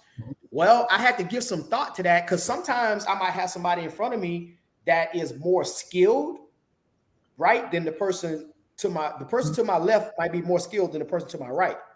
But the person to my left don't fit my culture. So I'm gonna go with the person. So the person to my right might have C+ skill set. Their skill set can improve. The probability that I'm gonna change the person to my left's value system after they get in my organization is slim and none. You see what I'm saying? So you have to think about it and define it. And then when people get into your organization, I'm gonna say this and I'm gonna hush. The number one thing people want, everybody want a paycheck. I mean, we all work because we have bills to pay. We have a lifestyle to preserve. But that's not necessarily the number one reason why people work. And that's not the number one thing that's going to keep people, because there's always going to be an opportunity that pays more. What people really want is to feel like they're growing under your leadership and your management. In order for them to grow, you got to kind of have a sense where everyone's trying to go. And then you got to figure out how your experiences, your resources, your relationships can help move that person to that next level, even if it's outside of your organization. So my team members can tell you if they don't have other jobs, they may freelance, they may have other businesses. And I totally support that. I tell them all the time, I want you to base your life not around work. I want you to base work around your life. So if family, if, playing intramural basketball or whatever your thing is, you block that time out, and then you tell me what your availability is. Now, some people will say, well, I can't run a business like that. Yes, you can. It's called job sharing. Yeah, and it's a very intentional, that's a very intentional culture. And I think that's the part that lacks is people look for a task to be done. Yeah. Not a true teammate. Why would you quit at T. Simmons and Company if it don't interfere with nothing that you prioritize and you value? Exactly. I don't give people a reason to quit. I'm not going to talk to you crazy. I'm going to pay you a competitive wage. And if you tell me, Antoine left me stuck out, look, I'm calling him out. He went to go see the Nutcracker right before Christmas. We had a shoot coming up. Man, go to the Nutcracker. We going to be okay. Right. No, but I'm being funny, but I'm saying that's really what it is. It's like at the end of the day, if your kids are, over here and they're in competitive cheering and weekends are off limits to you, well, most of our shoots are on weekends because entrepreneurs are running their businesses during the week.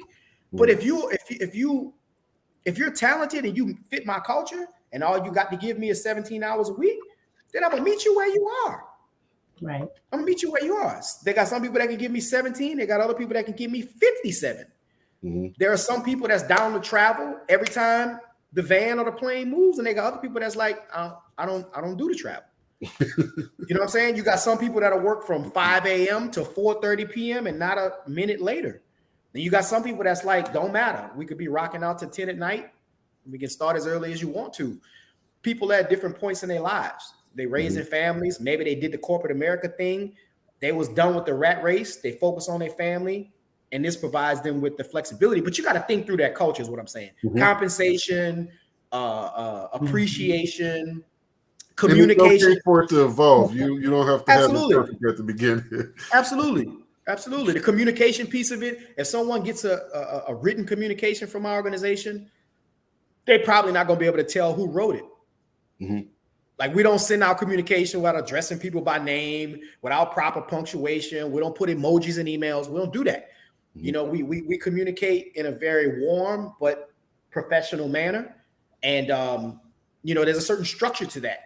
And my team members can tell you they don't get to communicate directly with our clients until I know that they have that. Right.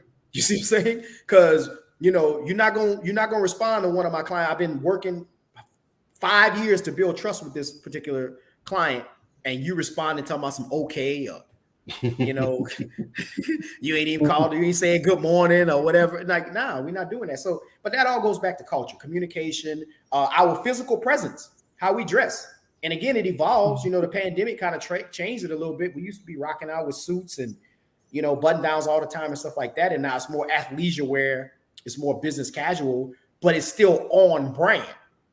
It's still on brand. So if you see one of my team members, they're going to be on brand, unless they have an off day, and then we'll have a conversation about it in a respectful manner, and usually they correct it. And so all of that's a part of your culture, And so, but I think the main one is when people come into your organization, you can't look at it like, what are you going to do for me? You have to look at it like, what can I do for you? How can I move you forward in your career or in the business that you want to start or whatever? And I found that pays. I got so many people that were in management with me 8, 9, 10 years ago, and they're executives in companies or they have started their own companies. They come back and do business with us. They'll bring me in to speak, or they'll come and say, all right, Mr. Simmons, I'm about to start my business. I ain't going to nobody else to do my branding. And it's as a result of the experience they had, with the organization. So that's just, but again, we ain't thinking about leadership. That's a very, because inherently you would think that if you are making the election to be a business owner, that's probably one of the single most important skills that you can have. And you should be constantly reading in that space, even if you don't want to make the investment in conferences or networkings and things like that. You should at a bare minimum be down at the 50 off bookstore, counting all the leadership books you can, because what you're going to find is that from author to author to whatever, everything is just rephrased. The principles of leadership, the principles are the same. Absolutely. You just have to get it into your palate or whatever, but the principles are pretty much the same on that. So I've seen a number of people that you work with, and some are very high profile, other high visibility and whatnot. And I don't want people that's watching that's, considering redoing some stuff to think that you're out of reach or whatever without knowing what the reach may be. So tell people how to get in touch with you. So they can go to terrysimmons.com. What you'll see is the way the website's broken down, it's broken down in two ways, by service or by size of the company. So you can click on a tab. If you are a solopreneur and you want brand development, then click on solopreneur brand development and you'll see a bunch of packages there. Now, those aren't the only packages that we offer. Just to be honest, by being transparent on price, it's kind of a knockout thing for us. If someone looks at those prices and they can't find anything in that range that works for them, then they're probably they're not ready to make that investment, whether they don't have it, whether they don't see the need or whatever. So we're pretty transparent on pricing. If you're a small business owner, and we even give you the definition of what a small business is, medium-sized business, it's there. If you got this many employees, if you're kind of in this revenue range, then these are packages that are going to be a good fit for you.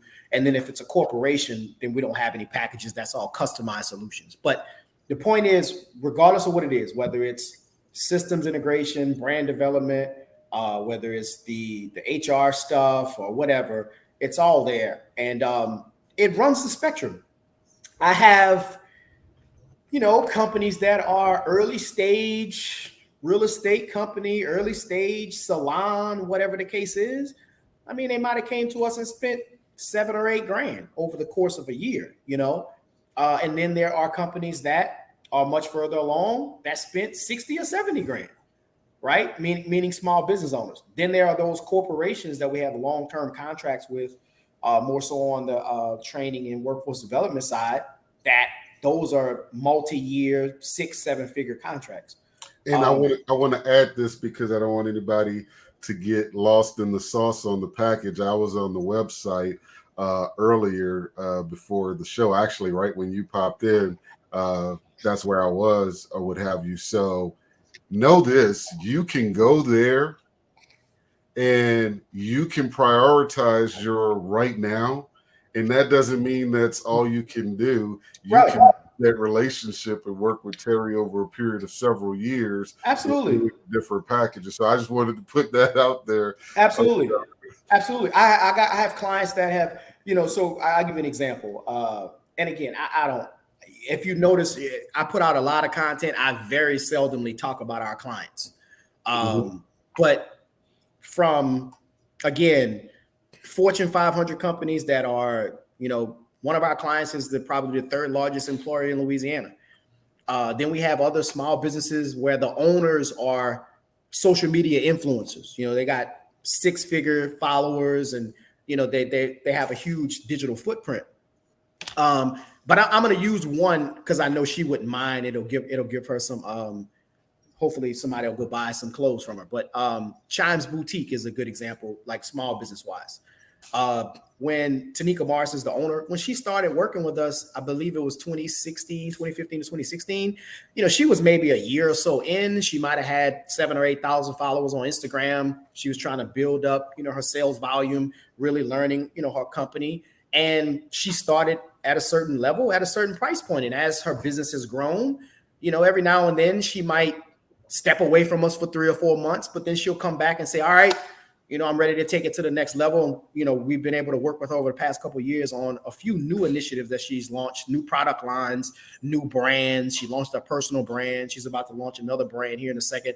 And so what I'm saying is there's something for, if there's nothing on our site for you or not a price point on our site, then you just you either just not at a point with your revenue where you can invest in your business, or you're just not serious. So and it's probably the latter. Terry ain't it's probably the latter. It's probably the latter. It's probably the latter. It's probably the latter. Yeah, it's the latter, because you got the GLE. So you know, but I tell people that all the time. Like even in our industry, you know, it's no secret that I'm not a fan of those bank products and whatnot. And I tell people all the time, hey, you know, you have to file taxes every year. You know, a year ahead of time. Hey, next year this time we'll have to file taxes. So you don't have the money, doesn't make sense. Right. And to go and pay these exorbitant fees, which I believe is just kind of preying on a certain mindset.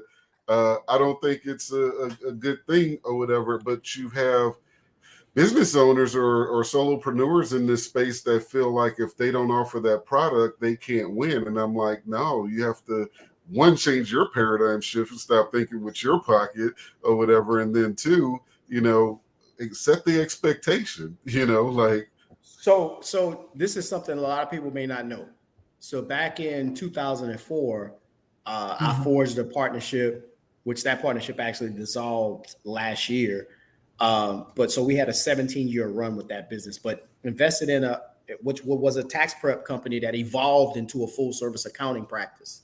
Mm-hmm. So early on, let's say the first 3 years, we grew like wildfire offering those products that you're describing. Mm-hmm. So now let's go back to company culture. So we were new and young in the game, and it took a while for me to realize that those products were predatory, right? Mm-hmm. And so then we sat back and said, is this who we want to be long term? Because as you know, George, so for any tax professionals out there, when you lead with those products, people don't even hear the value of the service that you're offering. They only care about one thing, well, two things. How quickly can you get me my money, right? And how big is the check going to be? Mm-hmm. They're not listening about financial planning, budgeting, tax planning. You know, you trying to refer them to a insurance agent. You know, you're trying to refer them to a financial planner, things like that. They ain't hearing none of that. They're like, how much I'm getting back? Well, hold up. Because my sister went across the street. She got 2 kids about the same age, and we made about the same amount of money. And she told me she get back more than this. Well, how quickly can you give me my check? And so it puts you in a seat where your business is a commodity. Mm-hmm. Now, you might think, yeah, but I need them $300-$400 pops. But here's what happens. And again, I've done it. And I've never prepared a tax return. Came right-clicking Drake, came right-clicking. I don't know nothing about none of that. But was more on the strategy side. Here's what we did that was transformative, that led to long-term sustainability for the business. So again, I'm talking to tax professionals and accounting practices, is that once we said, well, we can get the seasonal $400 pops from hundreds or thousands of people, but when you get one company or one individual that allows you to serve them holistically, they're going to be worth 10 times that to you annually. And you're not going to have to work hard to keep them, because the last thing somebody wants to do is say, hey, let me let you take over my bookkeeping, my tax planning, my payroll, whatever it is that you offer. Man, nobody want to move that. You got to really mess that up for them to move that. But that person that you only doing tax prep for, they're going to go across the street if they $5 cheaper. They're going to go across. You misspelled 50 cents. Look, so, you know, this is what it is. So again, you know, now look, if that's your market, you got 3,000 customers that come to you seasonally and you're doing 7 figures in revenue, then maybe that's the space for you to be in. But those that are, you know, maybe more of a fledgling tax business and you're chasing that market with that message, come get a big tax return fast. That ain't gonna work out.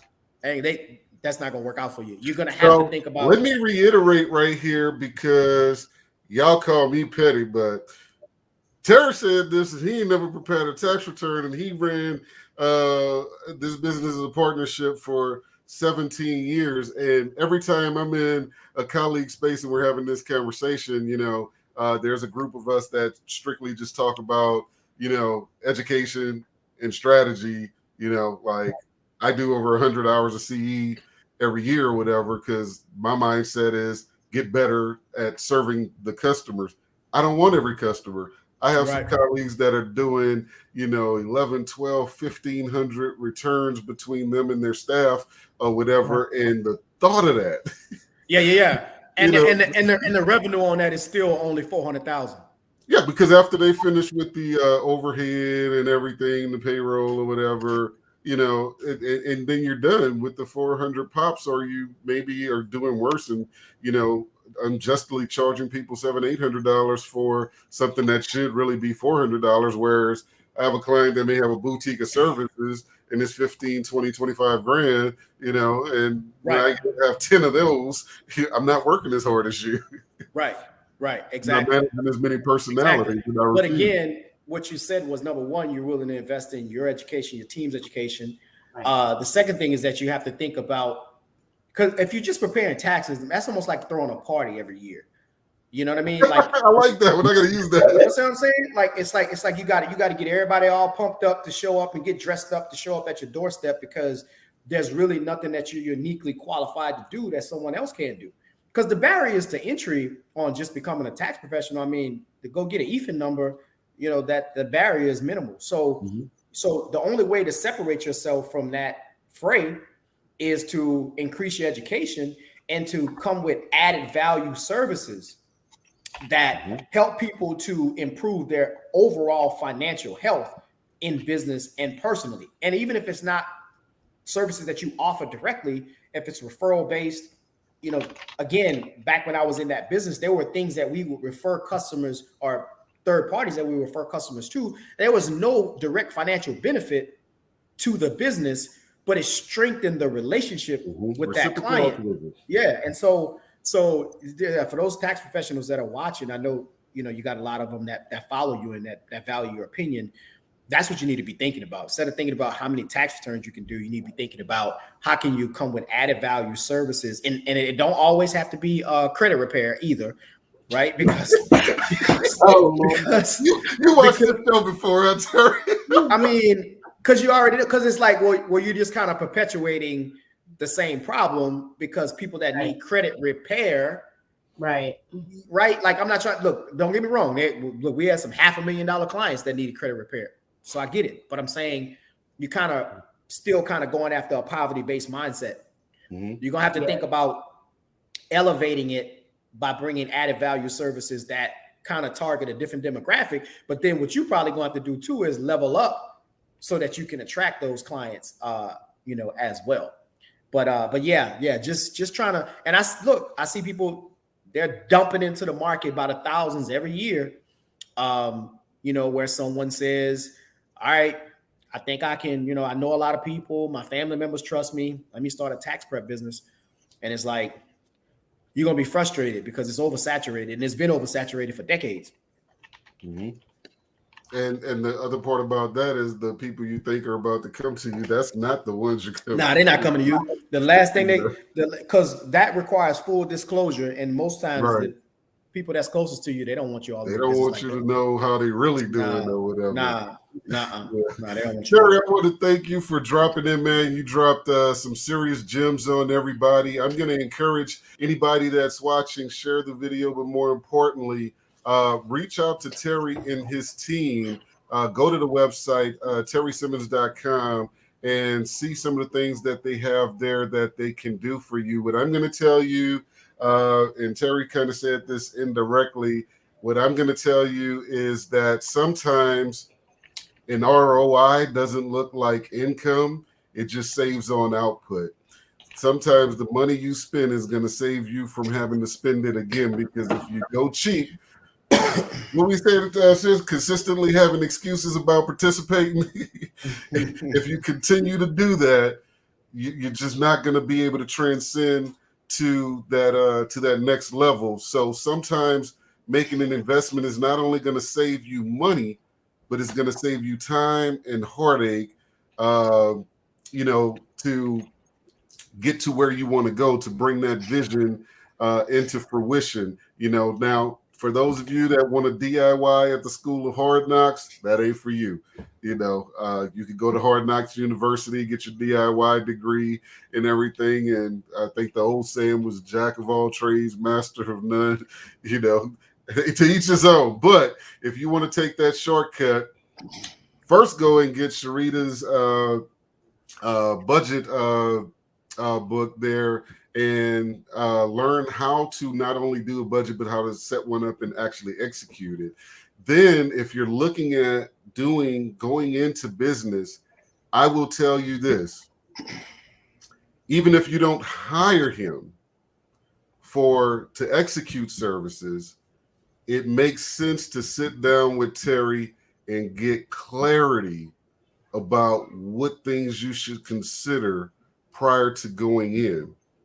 It makes sense to sit down with myself and consider the tax implications of the structure you're considering. It makes sense to sit down with Aaron, our business attorney, and really hash out which structure is needed to best protect yourself. These investments early on will save you so much time, so much money, and so much heartache as you go down the road. This has been Boss Talk Radio. We will see you guys on next week. In the meantime, don't forget to go to SharitaHumphrey.com and get the book. It's at the top of 2022. So this is the perfect time for you to go on and get your money right with that. We'll see you guys on next week.